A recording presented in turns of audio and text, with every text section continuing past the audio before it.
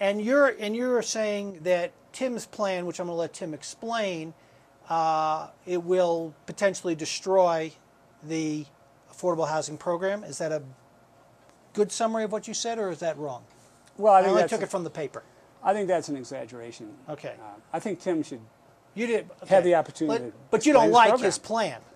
Well, I demur on some aspects of that plan because I think it doesn't work. But there you go. Tim, why don't you explain your plan so people actually understand it in your words as opposed to the newspaper's weird interpretation?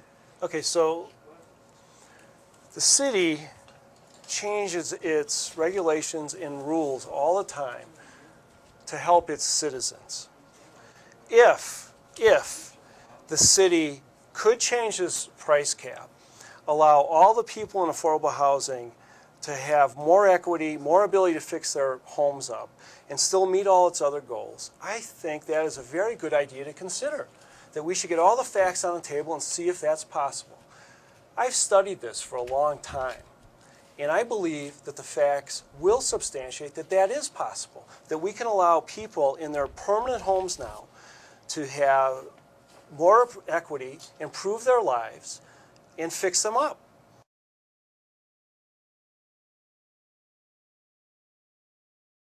First, the city will offer a voluntary new deed restriction for all the owners in affordable housing as of January 1st, 08 into the future. This new deed restriction that both parties will need to agree to will have a new appreciation cap of 5%. Would there be any attachment to CPI, or is it just a straight 5%? Straight 5%. Okay. Number 3, the capital improvement limit, the ability to fix up your unit, will be increased to 20% of the original cost of the home. And the 4th thing is the city, with these new deed restrictions, will reserve the right to reduce the purchase price of any unit to a future owner via buy-down out of the accumulated surplus in the housing fund at the city's discretion. In other words, when a unit sells in 5 years and it costs $100,000, the city will establish a policy to say, well, we really want that to be 90 and pay it down $10,000. Paying it down meaning giving the owner... Gives the seller $10,000, so that when it and sells, the new it sells buyer for 90. sells it for 90. Okay. Okay?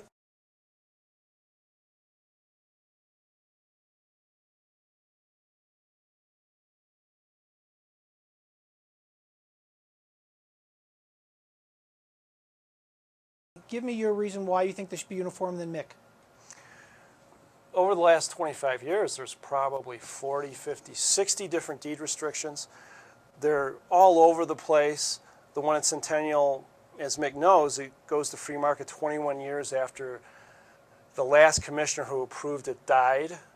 There's 6% caps. There's no caps. There's all sorts of stuff with all sorts of rules. There's different capital improvement policies. There's different inspection policies on sale. There's just all sorts of stuff. The poor people at the housing office go crazy trying to figure them all out. So to bring a majority of them into one standardized deed restriction with inspections at sale would be a big improvement. I'm going to let Mick respond. Let's stay on this topic, and then we'll go to the next phase of this.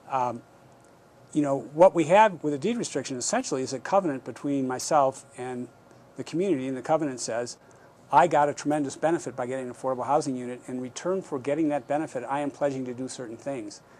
And I haven't talked to a single one of my neighbors, a single person in affordable housing yet, who has said to me they think they want to renounce their obligation. Everybody I've heard said no. They want to pass on their unit to the next owner at the same price they got it for. They do not want real estate transfer tax dollars given to them at closing to make a higher sale price possible. You have a town where people have a lot of altruistic inclination. You know, you have the Lewis Ice Rink, you have the Papke Art Center, you have blah, blah, blah, all the second home stuff that we all see every day. But I live in a neighborhood where people are very altruistic, and they want to keep their promise. They don't want city money so that they can get something they didn't bargain for. What about the concept? Go ahead. May I answer that, please? Sure. I think that's fantastic that the people you know are altruistic, including you and I. The more people, no one's forcing people to take a higher cap. If half the people in town feel that the covenant they made, so to speak, is not changeable for their entire lives, God bless them. No one is telling them they have to do it. A lot of the people I talk to say, I love this. I feel hamstrung. This is my permanent home. I can't feel like I'm getting ahead. I can't fix it up. So many people have said to me, boy, if we can accomplish our goals, this is a great idea.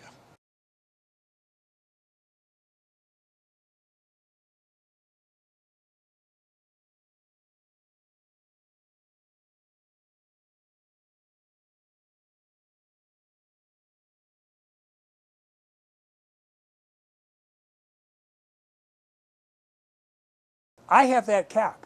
I've lived there for 10 years. When I moved in, I put in about $25,000 worth of stuff I'll never recover. And I did it because it's about my quality of life. It isn't all about money, and it isn't for my neighbors. Go through my neighborhood. You will see elaborate gardens that I can't even describe here for you. And people are doing that because it's about pride of ownership and quality of life, not about what I can recover and whether I'm getting 3% on it. So there are a lot of us who have already far exceeded the 10% cap and are perfectly happy with that. No one's preventing altruistic motivations in fixing up their places as much. This is just a chance to give people a little more to improve their permanent homes. We're forgetting conditions have changed. Originally, this was move-up housing. People had options. They could buy places in Aspen. They could move down Valley. Those options are now no longer the same. You can't buy a house in Aspen with an average price of $5 million, 5.2 this year. The down Valley option is also going away. If someone lives in a place for 20 years and it costs them $50,000 and they're going to live in it another 10 and they have $5,000 to fix it up over the life of that, that's a disservice. All I'm saying is to, and we study these numbers. When I was chairman of the housing board, we went over this over and over and backwards and forwards. And it's a big problem because people's places are running down, and some of them are not as altruistic and have this idea that their investment in their home they should get back. So this is a little change that I think we can easily accommodate and help people have a better home.